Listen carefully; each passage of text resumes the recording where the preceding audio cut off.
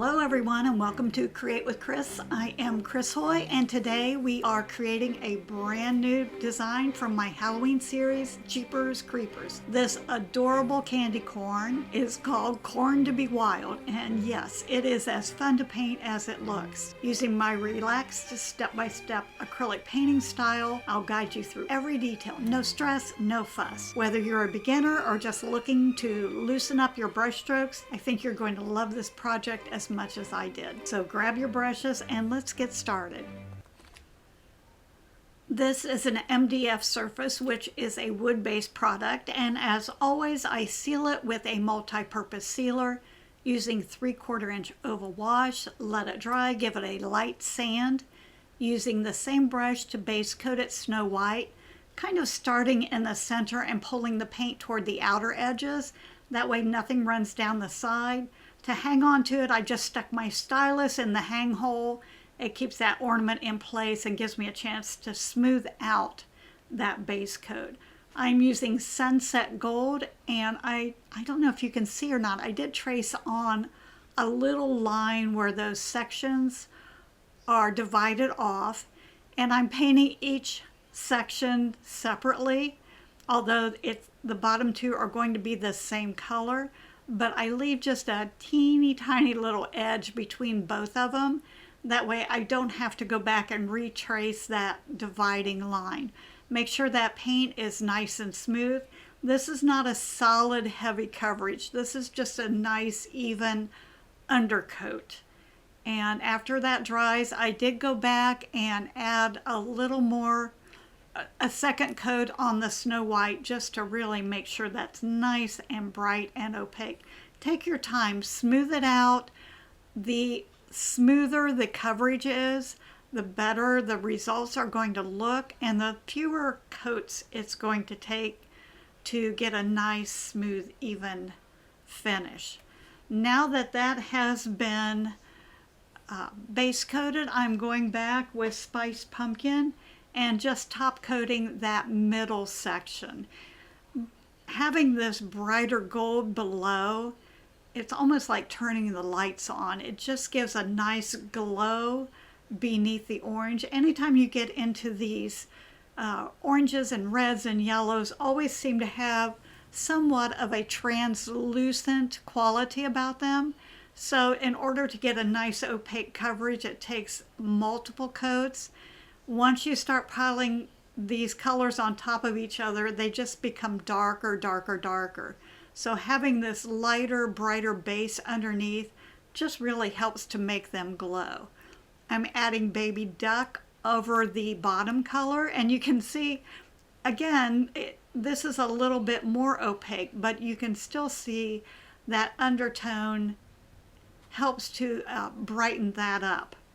Picked up some raw sienna. It's a beautiful color to go over these warm Halloween colors, and I'm just using that to put a little bit of shading. I use a lot of moisture. On the orange section, I'm using Red Spice. I use my 1/2 inch angle, a good bit of moisture, load just a little bit on the toe, and then I can use the toe to apply the paint. The clean part of the brush is what I use just to move it around and soften it. And if you're careful on the application, you often only need the one layer and you get a really nice float. This is the shadow underneath, what I call his little top knot. And it's back to raw sienna, which looks beautiful on the snow white. Be careful with shading on the white because it can overtake and all of a sudden it'll end up brown. So pay attention that it's just a hint of color.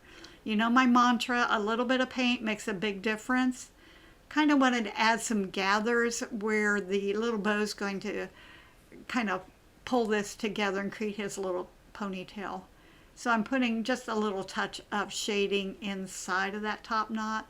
This bottom part that hangs over the orange, just wanted to go in and brighten that up. Now that the shading has dried, I'm enhancing it with a little bit of Heritage Brick, and you can see how I pull that color across with the toe of my brush, left to right, that still gives me the back end of the brush or the heel of the brush that I can lay down and blend it in very, very softly.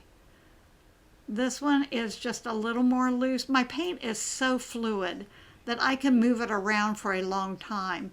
That first float was minimal, but with the second coat, it builds it up to a nice soft float, and it keeps it from becoming too dark and heavy. A lot of times you try to get it all on the first time, it becomes too thick. I just use a pencil to kind of pinpoint where I want the eyes to be, and I'm stenciling white on white, which kind of ended up being a struggle, and I'll walk you through that. But this gives me an idea where the eyes are going to be. I'm using my number 3 Spectacular stencil brush. The nose is spiced pumpkin, and I'll do the same thing on the middle section, but I'm using my white chalk pencil to pinpoint where the dots are for the eyes. I can just center that Painter's Pal template over that, and I don't have to worry about tracing the eyes on. They're perfect, same size every single time. The white chalk pencil is wonderful because it kind of evaporates or goes away with moisture. So once I stencil over it, it disappears. You don't have to worry about erasing any tracing lines. I use a couple light coats of stenciling. Again, this is my Painter's Pal. Absolutely could not paint without it. Makes me look good all the time. I think I've mentioned before, I have trouble with circles and ovals, getting them perfect, and this is just ideal. I did stencil the oval nose on the bottom with red spice, and then this one on the middle section is heritage brick. So I kind of shake up the colors a little bit so they don't look like I used a stencil and the same exact size for every single one. Just adds a little more interest. Bump down to my 1/4 inch angle and heritage brick to shade around the eyes. This is such a simple step. And I started with the Golden Sunset. I didn't like it, so I went back with Spiced Pumpkin to highlight the nose, shading the bottom with heritage brick on that nose and the top nose as well. And I'm bumped down to my 1/8 inch awesome angle. It just gives you a little more control over small areas. And on the bottom one, I am deepening that shading with another float of heritage brick. Take my 20-aught Epic Script liner and a little touch of Snow White to add a tiny comma stroke across the top. And that's just really going to make those little noses look so round and really stand out. Using raw sienna to go around the eyes and the nose on the yellow section. And again, this is just a step. I do slow down, and I'm just a little careful because I want it to help seat the eyes so that they don't look like they're just painted on. It looks like part of the face. Now, a little trick, if it gets a little uneven, just go back with the stencil and re-stencil with the white, and that will crisp up the edges. And that way you will still have perfectly shaped eyes. A little bit around the nose on the top one. And I just enhancing that little gathered area where the bow tie is going to be. And I jump back and forth. I let some areas dry, and while that's drying, I look at the other areas. The top part was a little bit too white, so I added some shading on the right side. My highlight is mostly from the left side, so I can enhance those shadows on the right side just a little bit more. And there I'm going back just to bring that shading out, and it just adds so much dimension. Such an easy thing to do. A little bit of paint. It doesn't take much at all. So back to these eyes, and I thought I would be really smart and just dry brush them with raw sienna to make the eyes really stand out. So I knew exactly where they were. And now I'm just going to work on that little mouth, and we will come back to the eyes. I'm using my number 2 Radical Round, and it's just like a teardrop or a raindrop shape that I paint on. And I'm just being careful so I don't need to add a lot of layers. I just put a thin layer on. If it looks like it's a little bit splotchy, then I can go back and add a second coat. And shade it around the mouth with raw sienna. Now all the features are settled into the face. This is the 20-aught and soft black to paint the eyebrows. On the yellow one, I went ahead and floated underneath where the eyebrows were going to be with raw sienna. I could have done it afterwards, but it gives me a good idea on placement. And this one, I did it backwards. I did the eyebrows first and the shading second. So it really doesn't matter. It just needs to be on there. A teeny tiny little highlight of white in the mouth makes it look a little bit wet and sparkly. Putting a hint of raw sienna on the top left of the eyes just gives them a little more dimension, and they don't look so white and bright and kind of buggy-eyed. It just softens it down. I love all these little floats of color. It's just such a simple step to make a big difference. And I'm using my 1/8 inch awesome angle. My angles have a longer length on them. Okay, I went back and stenciled the eyes white and shaded them around the outer edge with raw sienna. Now I can go in with the handle end of my brush and dip dot the pupils. I don't have a stylus that's big enough, so just flip that brush over. Different size brushes will give you different size pupils. I have loaded my diverse dry brush with Spice Pumpkin, dry brushing the cheeks. I'm doing them both at the same time instead of just doing one and then doing the other one, and that way they build up together and they're going to balance out. I load my brush, wipe it on a paper towel, and then just go back and lightly use a circular motion to build that up.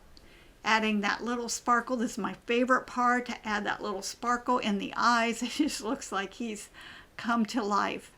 Again, I'm using my chalk pencil to mark my mouth. I do the center and then put a point at each end of the mouth, and then I can trace it in and add that little tooth. I don't have to worry about tracing lines. I can go in and just remove those with an eraser or water. I did bump up to a bigger brush to get larger pupils for those center eyes. And this little guy, I'm using the same brush. I like that size pupil. And loaded my Epic script liner. This is the 20-aught with thinned soft black. Just to add a few little teeny tiny eyelashes. Very important to thin that paint down so that paint just absolutely flows off the brush. If you struggle with the paint coming off the brush and you push down, it's just going to become thicker and not those little tiny fine lines. Same thing with the mouth. I'm just loading that on there and just giving this a little bit of a wiggle. I thought with this one, is there a wrong way to paint the mouth? I really don't think so. I just wanted to maintain that little tiny thin line. My brush fell short because I didn't have enough moisture on it, so I had to reload and then very carefully kind of line that up so that it would be a nice thin line. A little bit of raw sienna under the mouth, just floating that in with my 1/8 inch angle. And now I'm going back with my diverse dry brush and Spice Pumpkin to just float those or dry brush those cheeks in, a soft light touch, and I can continue until I'm satisfied with the intensity of the cheeks. These dry brushes are amazing. I use them every single time I paint.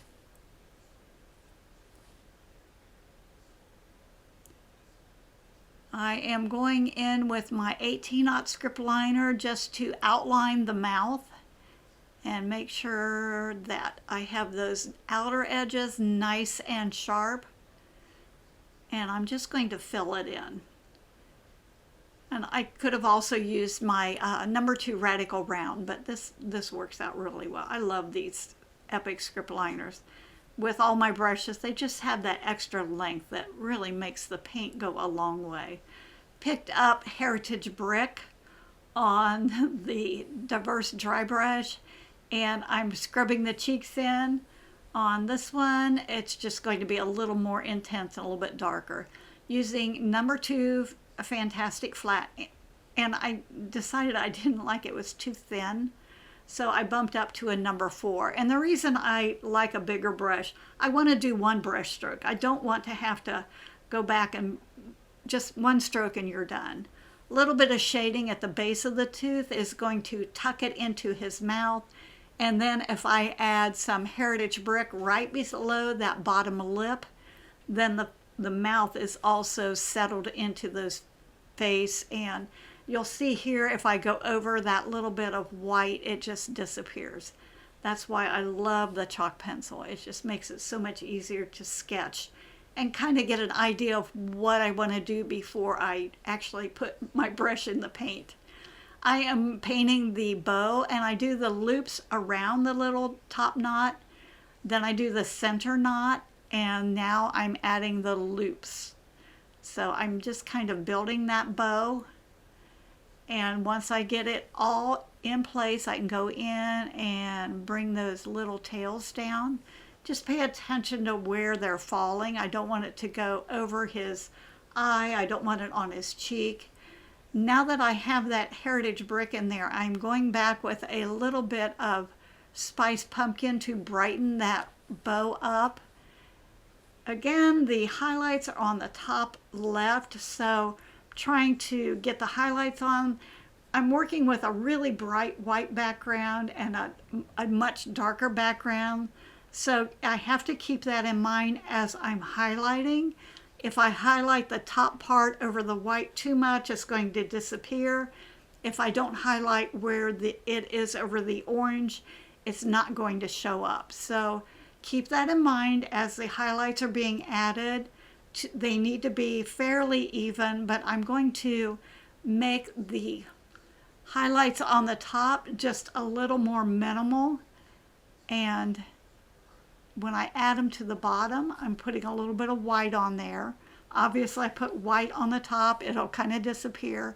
I can put it in strategic places, and that pulls it up in there. I decided to use my handy helper to put this little spider on. It can be painted, but oh my goodness, these little painter's tools are so amazing. Make such short work of little details. I'm just using my number 3 Spectacular stencil brush. I load it with soft black, wipe it on a paper towel to remove excess paint, and then just very lightly stencil that on. And a second coat may be added if needed. I kind of like the look of not real strong and heavy, but that's a personal preference. I'm staggering not only the direction of the bats, but also the size. And I go back, after I finish this up, I decided I didn't like where my bats were, so I took the ones on the left off, and you'll see that in the end. Ended up just putting one on there. So I'm going in with a little bit of highlight on the spider. This is Snow White. And it's just going to brighten it up just a little bit. Left side of the body, same thing on the bat. Just a teeny bit on the left side of the body and the top side of the wings. Just a little hint of detail. It is just a single brush stroke. I loaded my Epic script liner. This is the 20-aught, the tiny one, with Snow White. It's very, very thin. And I'm just going to highlight right along the top edge of those wings and pull down a couple rib lines on the wings. And just that tiny little hint of highlight and detail will really make those bats stand out. And it's not going to take much time at all.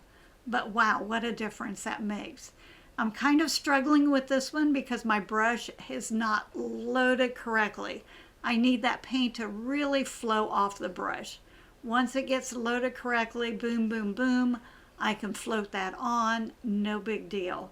And I'll just do that for every single bat, just kind of highlight the top of the wings and add a couple little highlights down the ribs. Dip dotting the eyes on the spider with Snow White. Let it dry. Once it's dry, I can go back and pop a little tiny black pupil right in the center. It gives that spider a very surprised look. I think he's hilarious. I love how he turned out. And I'm just going to go back also, add just a hint of a highlight on the left side of the legs. Maybe just a little bit on the right side where it kind of goes up. I always think it really brightens it up, adds a little bit of whimsy, a little bit of merriment. To add some dip dots on the cheeks, I think it is adorable, and it gives it a little bit of sparkle. Once the paint dries, I do remove all of the tracing lines and then add a coat of varnish. I like the ultra matte varnish, but use whatever favorite varnish you prefer. And there you have it. Corn to Be Wild is complete. I hope you love it as much as I do. If you enjoyed this video, don't forget to like, subscribe, and share it with your painting friends. Be sure to hit the bell, that way you won't miss out on any upcoming videos. Everything I used is listed in the links below. I want to thank you again for joining me today, and I look forward to our next painting adventure together. And remember, a little bit of paint makes a big difference.